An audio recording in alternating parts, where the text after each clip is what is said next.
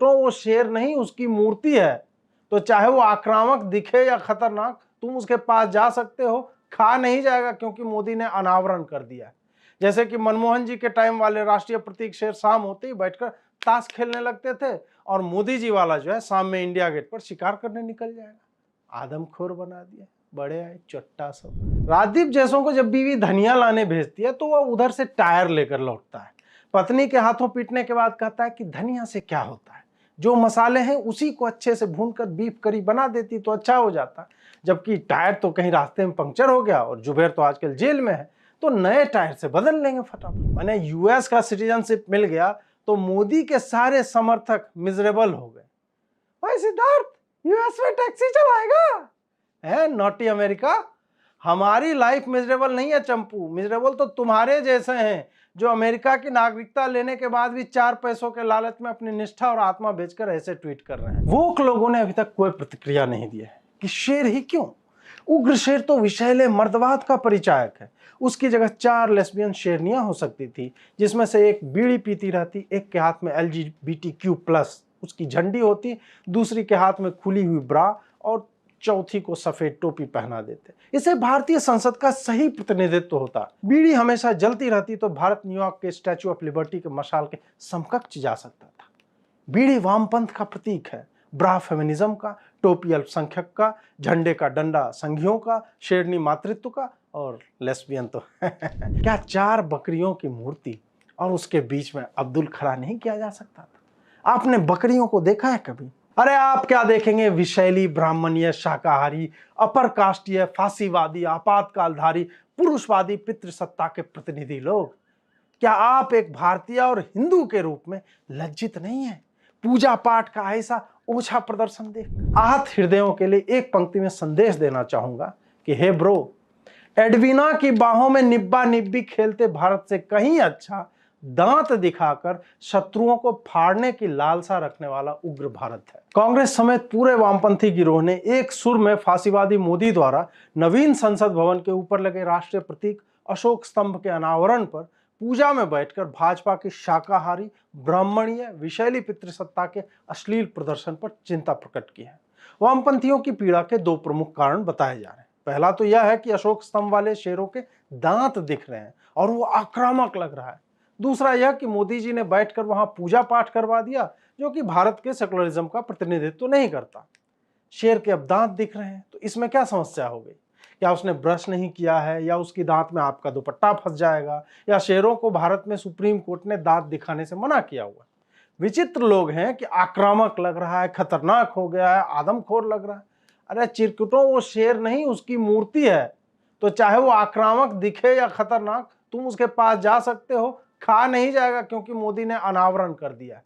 जैसे कि मनमोहन जी के टाइम वाले राष्ट्रीय प्रतीक शेर शाम होते ही बैठकर ताश खेलने लगते थे, और मोदी जी वाला जो है शाम में इंडिया गेट पर शिकार करने निकल जाएगा। आदमखोर बना दिया, बड़े आए चट्टा सब। पूजा से समस्या हो गई कि मोदी फिर से लोटा में गंगा जल लिए बैठ गया है। सेकुलर देश में तो धर्म से सरकार अलग हो जाती है। एक मिनट, ये परिभाषा किसने गढ़ी है सेकुलरिज्म की कि धर्म से सत्ता अलग हो जाती है? सेकुलरिज्म का अर्थ भारत के भी संदर्भ में अगर ले लें तो यह होता है कि सत्ता सभी धर्मों का आदर करे, एक के प्रति पक्षपाती ना हो।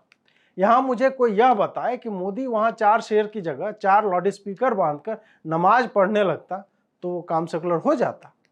राष्ट्रपति भवन से लेकर हर मुख्यमंत्री आवास पर भिन्न भिन्न कालखंडों में इफ्तार पार्टियां जो होती रही थी, वो क्या सेकुलर सत्ताएं नहीं कर रही थी?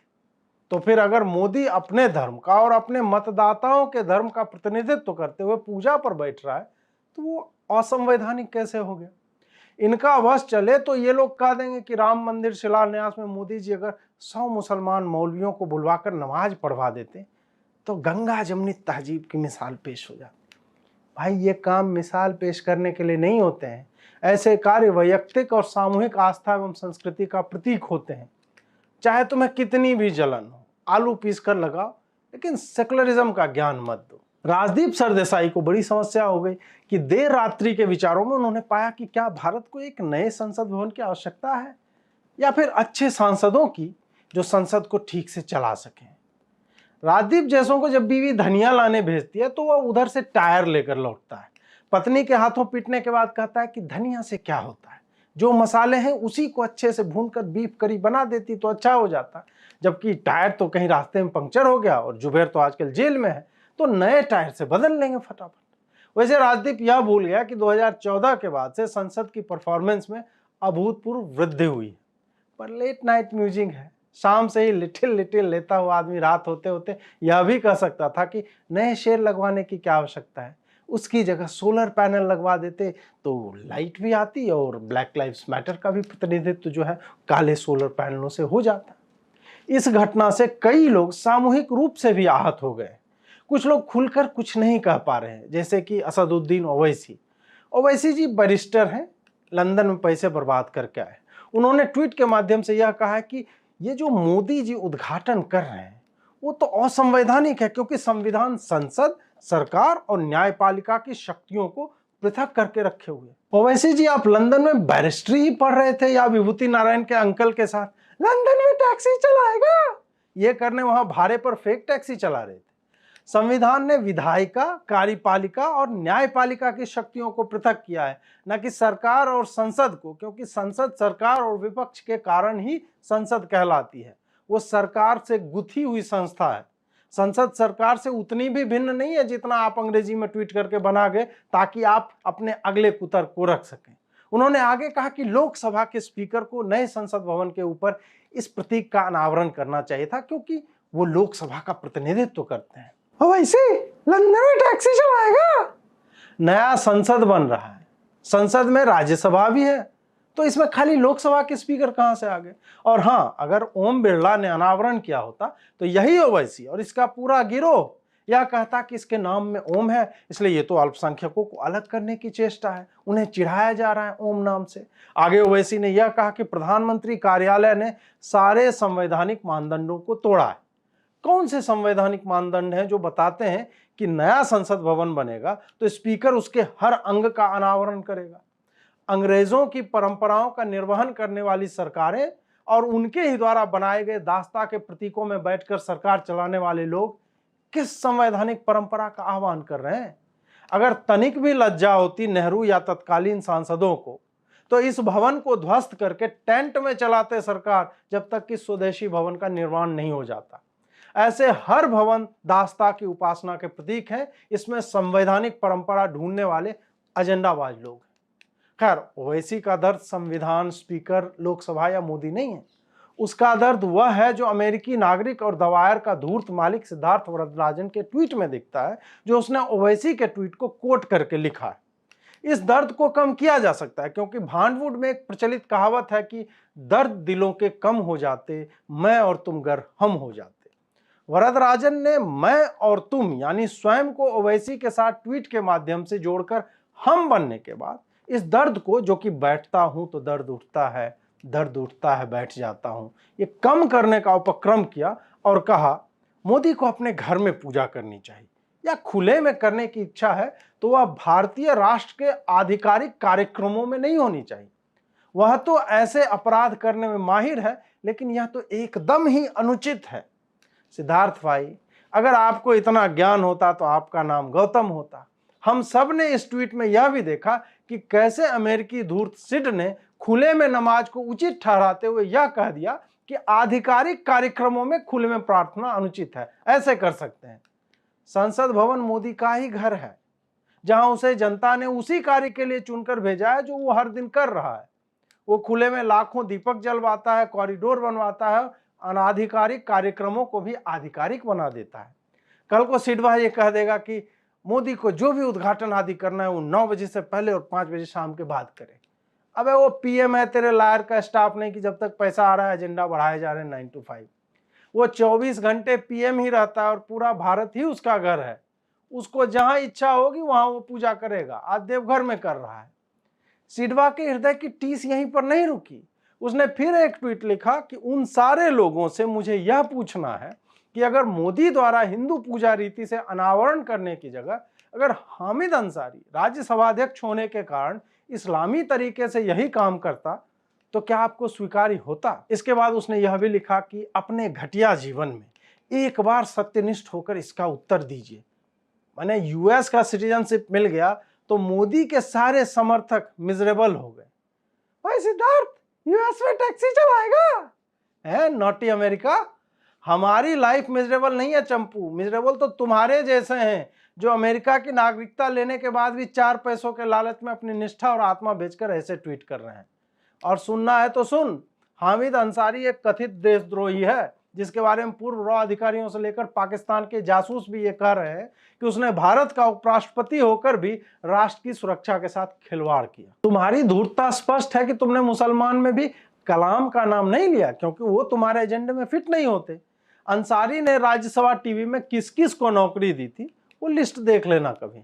और हाँ, अगर वो वहां नमाज भी पढ़ता तो भी हमें स्वीकार ही होता, क्योंकि हमने तो बस स्वीकारा ही तो है। जिस राष्ट्र को यह स्वीकार करवा दिया कि बलात्कारी और हत्यारे मुगल ही भारत में संस्कृति के उद्गम स्थल है, वही सरकार हमसे यह भी स्वीकार करवा लेती कि सेकुलर का मतलब यही है कि नमाज पढ़ दिया जाए। लेकिन तू बता सिद्धार्थ वरदराजन कि तेरी क्यों जल रही है? इफ्तार पार्टियों पर तो तेरी कभी नहीं जली, पूजा पाठ से तुम्हें इतनी समस्या क्यों है? नहीं सिद्ध, तेरी समस्या पूजा पाठ नहीं है, तेरी समस्या मोदी है। तेरी समस्या वो व्यक्ति है जो तेरे गिरोह द्वारा करोड़ों रुपए फूंकने के बाद भी सत्ता में वापसी कर लेता है और एक बार नहीं कई बार भारतीय संस्कृति का प्रतिनिधित्व करते हुए सनातन पद्धति को उसके उचित स्थान पर स्थापित करता रहता है। अच्छा सिडवा, ये बता कि जिस ओवैसी के ट्वीट को तूने कोट करके विष्ठा की है उसकी रैलियां तो राजनीतिक होती हैं, तो वो सांसदीय और विधायकी के संवैधानिक पदों के लिए होती हैं, वहां पे इस्लामी नारे क्यों लगते हैं? इसलिए अपनी सेकुलरिज्म वहीं बेलनाकार मोड़ करके रख ले जहां सूर्य नहीं चमकता। इन दुखी आत्माओं के साथ एक गिरोह है शेर की बॉडी लैंग्वेज के जानकारों की। ये वही गैंग है जो 4 दिन पहले तक काली माता के बारे में यह लिख रहा था कि वो तो हिंसक रूप में ही पूजी जाती है, यही उनका स्वभाव है, ऐसे ही उनका चित्रण किया जाता रहा है। आज इसी गिरोह के लंपटों को शेर के उग्र रूप से समस्या हो गई। एक कोई श्रीनिवास बीवी है जिसने यह ट्वीट शेयर किया है कि 1950 से अब तक देश में क्या बदला वह पुराने और नए अशोक स्तंभ को देखकर सामने। इसके बाद उन्होंने 2 बिंदुओं का प्रयोग किया है जो निरक्षर लोगों द्वारा अक्सर प्रयोग में लाया जाता है। ऐसे लोगों को लगता है कि पूर्ण विराम की जगह 2 बिंदुओं को प्रयोग से वो प्रबुद्ध माने जाएंगे, लेकिन जिन्हें भी भाषा का ज्ञान है वो ऐसे चंपुओं को वही समझते हैं जो ये है, मूढ़मती। तो बीसी भाई 1950 से बहुत कुछ बदला है देश में और आगे भी बहुत कुछ बदलेगा। जैसे कि 1950 से 2014 तक राजनीति में विपक्ष के नेता नीतियों की तर्कसंगत आलोचना करते थे, परंतु अब यह बकलोली चल रही है कि मेरे बाप का शेर अच्छा था, उसकी 3-3 मूछें थी दोनों साइड में, वो राहुल बाबा कुत्ते के साथ घास चरता था, लेकिन ये जो तुम्हारा वाला शेर है वो तो क्रूर है, मुंह फाड़े हुए है और इसका दांत देखकर हमारी कुछ और ही फट गई है। दिलीप मंडल जी से नहीं रहा गया, उन्होंने तुरंत ही यह लिख डाला कि यह तो इतिहास की चोरी है, बौद्ध प्रतीकों का ब्राह्मणीकरण है, ये जो मोदी कर रहा है वो पूजा और पाखंड है, यहाँ बौद्ध भंते जी को बुलाना चाहिए था। यह आदमी ट्विटर पर थीसिस लिखता है और उसको पिन भी करके रखे हुए। जैसे कि मोदी विरोधी वामपंथियों के पास फांसीवाद, patriarchy, brahminism, emergency, death of democracy आदि जैसे कुछ शब्द हैं, वैसे ही दिलीप मंडल के पास ब्राह्मण और बौद्ध है। जिस आदमी ने अपने पिता का नाम पहले नाम में लगाने के बाद उसे हटा दिया क्योंकि वह सी अक्षर से आरंभ होता था, वह बिल्कुल बौद्ध मत को सनातन से अलग करके ही देखेगा। दिलीप मंडल का विज्ञान कहता है कि पेड़ की शाखा ही पेड़ है, उसकी जड़ से उसका कोई संबंध नहीं। वोक लोगों ने अभी तक कोई प्रतिक्रिया नहीं दी है कि शेर ही क्यों? उग्र शेर तो विषैले मर्दवाद का परिचायक है। उसकी जगह 4 लेस्बियन शेरनियां हो सकती थी, जिसमें से एक बीड़ी पीती रहती, एक के हाथ में LGBTQ+ उसकी झंडी होती, दूसरी के हाथ में खुली हुई ब्रा और चौथी को सफेद टोपी पहना देते। इसे भारतीय संसद का सही प्रतिनिधित्व होता। बीड़ी हमेशा जलती रहती तो भारत न्यूयॉर्क के स्टैच्यू ऑफ लिबर्टी के मशाल के समकक्ष जा सकता था। बीड़ी वामपंथ का प्रतीक है, ब्रा फेमिनिज्म का, टोपी अल्पसंख्यक का, झंडे का डंडा संघियों का, शेरनी मातृत्व का और लेस्बियन तो माने एक प्रतीक से कितने लोगों का प्रतिनिधित्व हो सकता था। मैं तो कहता हूं कि शेर भूरा ही क्यों है, शेर काला क्यों नहीं है? क्या मोदी ग्रेनाइट पत्थर से शेर की मूर्ति नहीं बनवा सकता था? पूरी दुनिया ब्लैक लाइव्स मैटर कर रही है और यहां फिर से गोरे शेर बना दिए गए। दिलीप मंडल भी कहेंगे कि गोरे तो ब्राह्मण होते हैं, ये शेर ब्राह्मण है और इसने तो जनेऊ पहना हुआ है जिसे मोदी जी ने चालाकी से इनके बड़े बालों में छुपा दिया है। इतना सब देखने के बाद मेरा मन तो कह रहा है कि इन सब को शांत करने के लिए क्या मोदी जी, जो गांधी के ही अवतार माने जाते हैं, उनकी बकरी की कांस्य प्रतिमा नहीं बनवा सकते थे? शेर तो हिंसक होता है, उसकी दांतें दिख रही है, जीभ से लार टपक रहा है, किसी दिन खून लग गया मुंह में तो क्या 4 बकरियों की मूर्ति और उसके बीच में अब्दुल खड़ा नहीं किया जा सकता था? आपने बकरियों को देखा है कभी? अरे आप क्या देखेंगे, विषैली, ब्राह्मणीय, शाकाहारी, अपर कास्टीय, फांसीवादी, आपातकालधारी, पुरुषवादी पितृसत्ता के प्रतिनिधि लोग। क्या आप एक भारतीय और हिंदू के रूप में लज्जित नहीं है पूजा पाठ का ऐसा ओछा प्रदर्शन देखकर? क्या संविधान निर्माताओं ने इसी दिन के लिए संविधान लिखा था? क्या सम्राट अशोक ने सोचा होगा कि उनके धर्म चक्र के साथ मोदी ऐसा बर्ताव करेगा? बताइए, शेर को उग्र बना दिया, जबकि शेर तो एक निहायत ही शांति प्रिय, गंभीर और स्थिर चित्त रहने वाला प्राणी। शेर को हिंसक दिखाने के पीछे क्या कारण हो सकता है? मोदी की टॉक्सिक मैस्कुलिनिटी। और क्या बहन, सबका जिम्मेदार वही है दीदी, ले बीड़ी पी। अंत में आहत हृदयों के लिए एक पंक्ति में संदेश देना चाहूंगा कि हे ब्रो, एडवीना की बाहों में निब्बा निब्बी खेलते भारत से कहीं अच्छा दांत दिखाकर शत्रुओं को फाड़ने की लालसा रखने वाला उग्र भारत है। आपको यह एपिसोड कैसा लगा अवश्य बताएं। आप पूछेंगे कि अचानक से इस चैनल पर क्यों, तो उसका कारण यह है कि YouTube ने कहा है कि साल भर से चैनल को बंद रखने से उसका मोनेटाइजेशन समाप्त करके बंद कर देगा। तो अब से प्रयास यह रहेगा कि यहाँ पर भी आपके लिए वीडियो लगाता रहूं। सब्सक्राइब कर लीजिए ताकि मिस ना करें, नए वीडियो मिलते रहे। नमस्कार।